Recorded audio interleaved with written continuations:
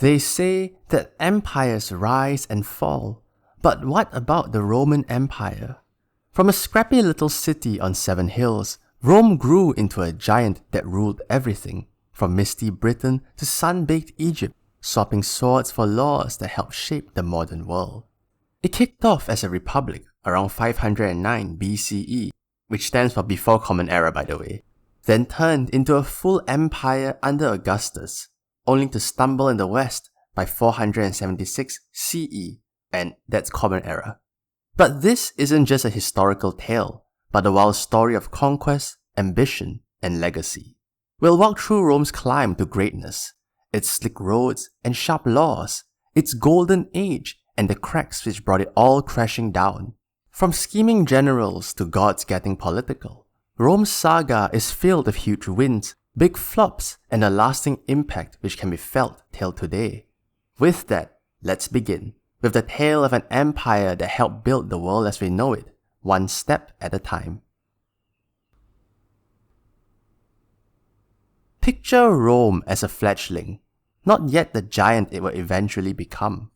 Around 509 BCE, it ditched the idea of kings and set itself up as a republic, where senators and elected officials ran the show. Checks and balances kept things, sorta fair, and citizens took pride in voting, debating, and doing their own civic duty, or at least I hope they did. Then came the Punic Wars, Rome versus Carthage, a major power struggle across the Mediterranean. These weren't just small skirmishes, especially the second one, where Hannibal marched elephants over the Alps. Rome won in the end though, grabbing Spain, North Africa, and a serious upgrade in global power. Next enters the world-famous, critically acclaimed Julius Caesar, the charismatic general who knew how to win battles and the crowd. In 49 BCE, he crossed the Rubicon River with his army and kicked off a civil war. He won, of course, and made himself a leader, but too much power too fast made his senators wary, so they stabbed him, literally, in 44 BCE. His adopted heir Augustus stepped in next. With a cooler head and smarter politics, he promised that he'll restore the republic. But by 27 BCE, he quietly made himself Rome's first emperor. No more shared power, just one guy calling the shots. So yeah, what started as a government by the people shifted into something a lot more imperial, thanks to war, ambition, and some top-tier political spin. Imagine Rome as one massive machine, humming along stone, sweat, and a little divine magic. And their roads, legendary, straight, sturdy, and stretching for miles, from the foggy Britons to the sands of Syria. These weren't just for sightseeing, but they carried legions, merchants, and gossip around the empire and the ancient world. Then there were aqueducts, stone pipelines channeling clean water into cities like an ancient version of plumbing. Fountains, toilets, baths, whatever you can imagine, Rome had it flowing. But Rome wasn't just flexing with stone and clean water. Their laws were another power tool. Roman legal codes laid the rules on everything. Contracts, property, marriage, you name it, and they probably had it. And while the system wasn't always fair, it brought structure and order, which a lot of our modern legal thinking can be traced from. And now for Rome's cultural superglue, religion. They had gods for almost everything. War, the weather, doors. You couldn't have thrown a rock without probably hitting a minor deity. Their main god of worship was Jupiter, but some of the folks who were conquered, like the Greeks, weren't steamrolled. The Romans Latinized the Greek gods, adopting and mixing them into their own culture, creating a blended identity and keeping the empire cohesive. In the end, it wasn't just about keeping control, but building a system where people could live in. Stone by stone, law by law, and god by god, Rome wired its empire to function, and somehow, it mostly did. Envision Rome at its peak, in a golden age called the Pax Romana, a roughly 200-year stretch of mostly peace, from 27 BCE to 180 CE. No major civil wars and no major invasions, just good roads, busy markets, and emperors doing their thing. Mostly at least. The empire spanned from the breezy coast of Spain to the dry heat of Mesopotamia, stitched together like one giant political patchwork. You had emperors like Trajan, who pushed the borders to their limits and basically said more is more.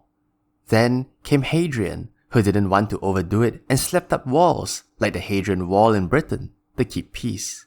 And then there was the philosopher king himself, Marcus Aurelius, the emperor who moonlighted as a philosopher, jotting down deep stoic quotes between battles and budgets.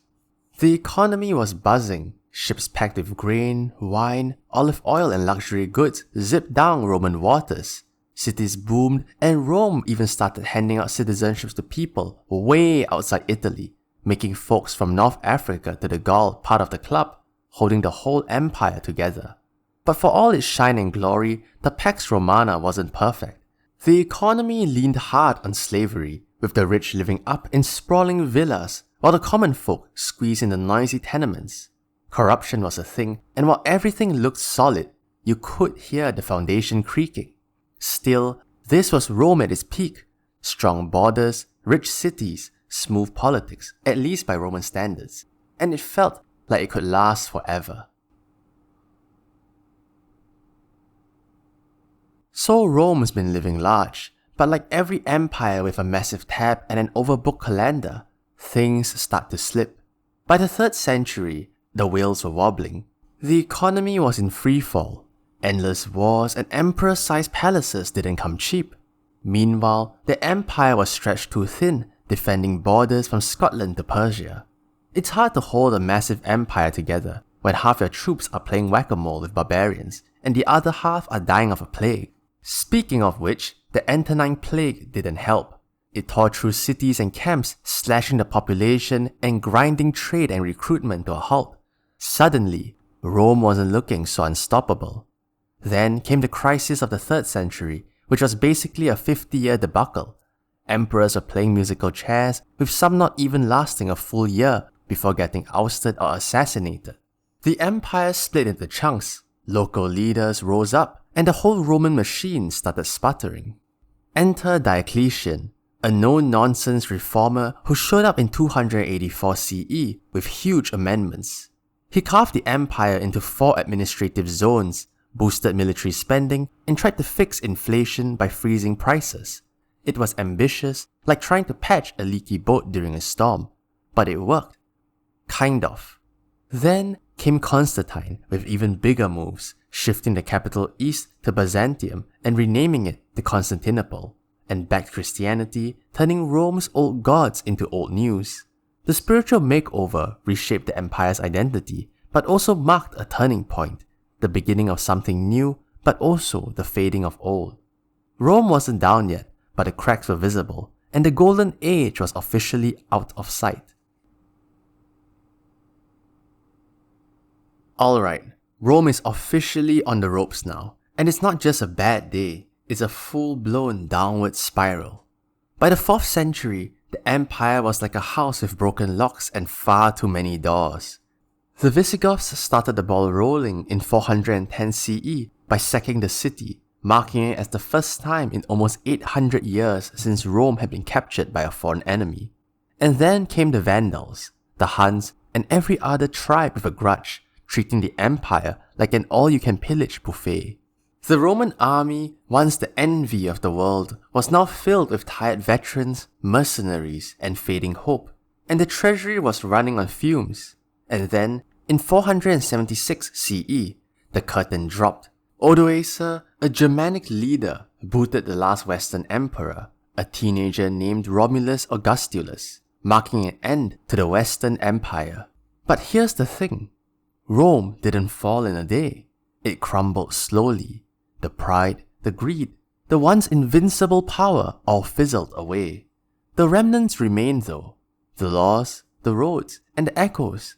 But the soul of the old empire, that was vanishing slowly. Meanwhile, the Eastern Empire, aka the Byzantines, were just getting started.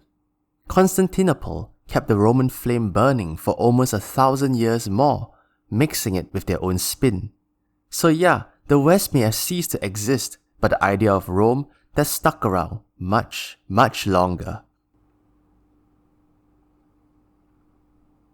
So, the Western Empire bit the dust, but did Rome really vanish? Well, it wasn't even close. Its fingerprints are everywhere. Let's start with languages. Latin's the grandparent of French, Spanish, Italian, and Portuguese, just to name a few. And of course, a whole chunk of English.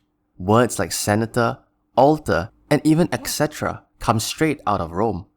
What about legal systems then? A ton of what we do in modern courts, contracts, rights, trials, and more trace right back to Roman law books. Governments too. The idea of a senate, checks and balances, and even citizenship as a concept, Rome did it first. And religion? When Rome adopted Christianity, it shaped what would become of the Catholic Church, from its structure to its traditions, with the Pope literally staying in Rome. Next up, architecture. Look at government buildings or even stadiums. It all contains Roman DNA. Arches, domes, columns, and aqueduct-style designs. It's all there. Their roads were so solid that we still build on top of them till today. Even their army tactics live on, influencing military formations for centuries. Last but not least, pop culture. Gladiator movies, Roman-themed glass, and even Caesar jokes. They're all baked into how we tell our stories today. So no, Rome didn't just fall off a cliff and vanished. It morphed and adapted. From the shape of your city to the words you type, the ghosts of Rome still hang around as a foundation of almost everything. They say empires don't last, and Rome's story proves it. From a scrappy hilltop town to a world-dominating giant, Rome showed what ambition, grit, and a whole lot of legions can do, building roads, laws, and a lifestyle that still shape our days. But here's the kicker. Every big dream carries the seeds of downfall. Rome's hunger for more land, and more glory pushed it too far, until cracks turned into collapses and invaders walked right through the door. Yet, even as its walls crumbled, Rome's ideas didn't.